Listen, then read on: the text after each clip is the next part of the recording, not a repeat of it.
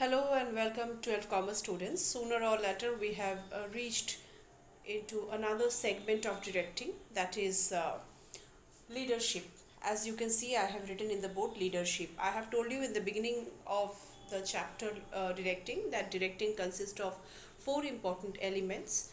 Uh, One was supervision, second was motivation, which we have completed.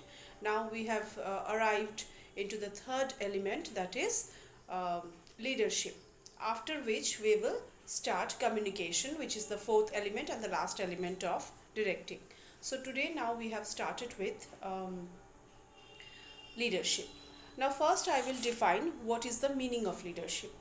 Leadership is the process of influencing the behavior of other people to work willingly towards the achievement of organizational goals.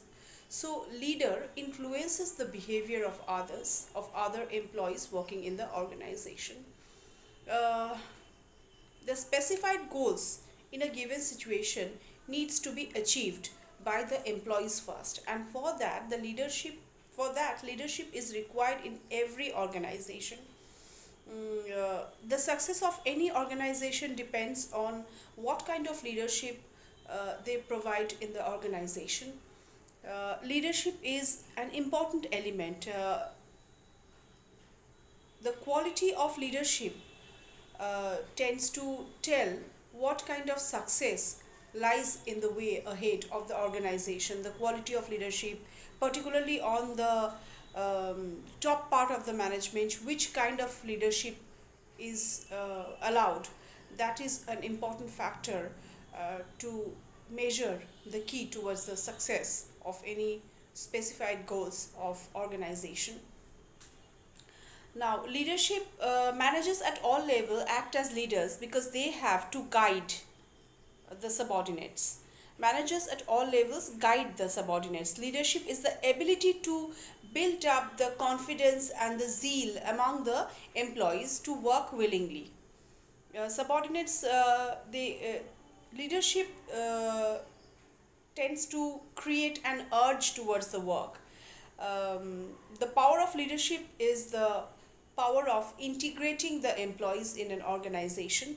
So we can call leadership as the ability of the manager to induce, ability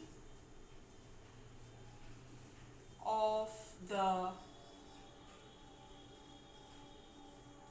manager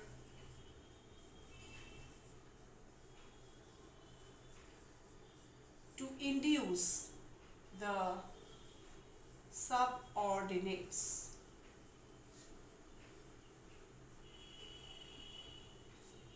This can be called as the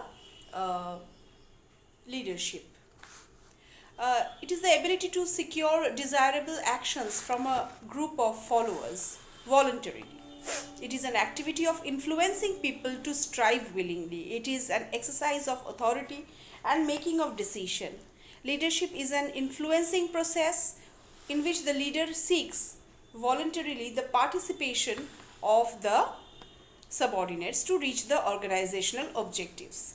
It is the process of directing and influencing the task related actions. Thus leadership is the art, the process of influencing the behavior of the subordinates so that they can act willingly to achieve the group of goals.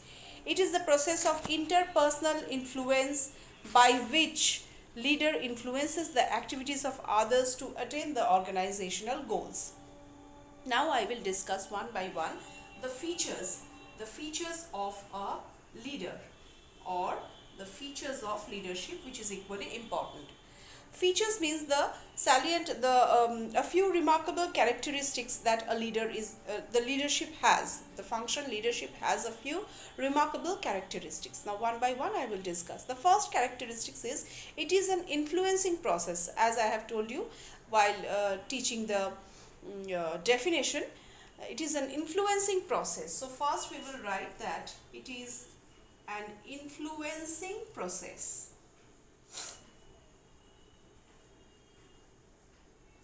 Why?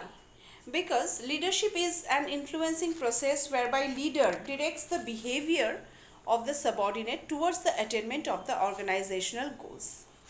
Now, effectiveness of leadership depends on how much he can influence, as a leader, how much he can influence his subordinates so that they integrate, so that they are willing to work in the organization. Next is coexistence of the followers.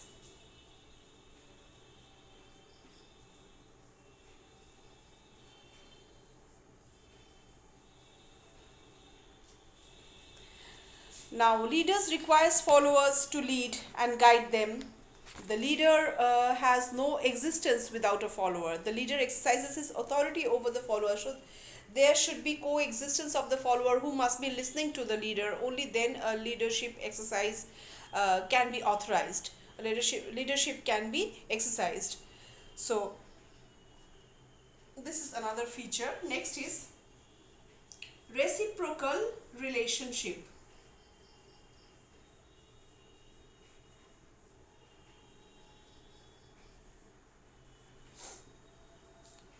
Reciprocal relationship.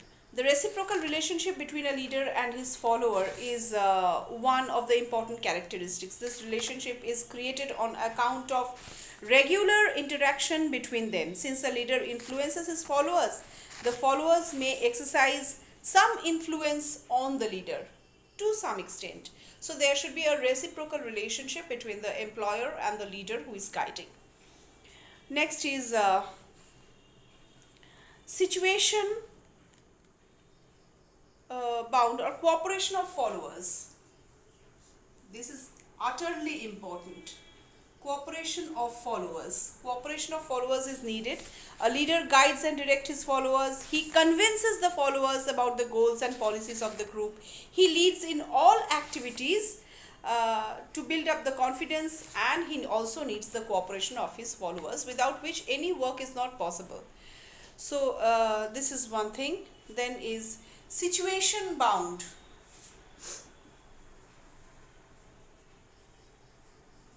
You can give any point. I am discussing the important, the remarkable points. So any leader is highly situational. The effectiveness of a leader is greatly influenced by the situational variables. A particular style of leadership may be successful in one situation, but it may fail in some other situation. So it is variable. The nature of leadership varies. It is a variable kind of a thing. So it varies according to the situation. So leadership has no modifying approach. It changes, its functioning changes according to the demand of the situation. So we can tell leadership as a situation bound thing, as a situation bound function. Next is feelings of the followers.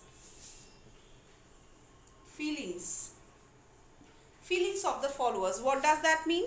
The leader should be well acquainted with the feelings and the problems of the followers. The leader should always keep watch over the means of satisfaction. This is called a social relationship because individual needs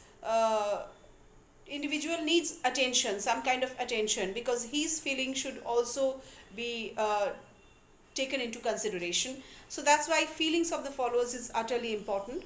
Apart from this, it is a dynamic process. It changes, as I have told you. It is situation bound. It is always changing.